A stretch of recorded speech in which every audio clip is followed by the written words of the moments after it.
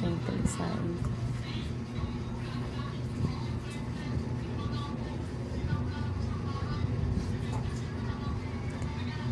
Pag sabi mo, pagsasangkalan mo na ha, ay lalagyan mo na ng tubig. Kaya ako magsusukat.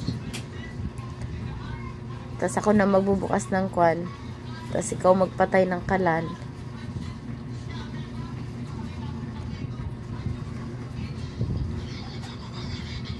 Dahil ako'y may sakit ngayon, siya ang taga-saing ko. Marunong na yan siya magsaing. Hindi ko lang siya pinagbubukas ng kalan. Kasi delikado.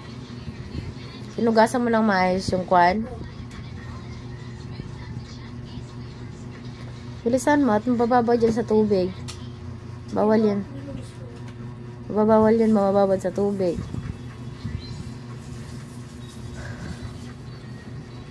Oh, sama talaga ng pakiramdam ko.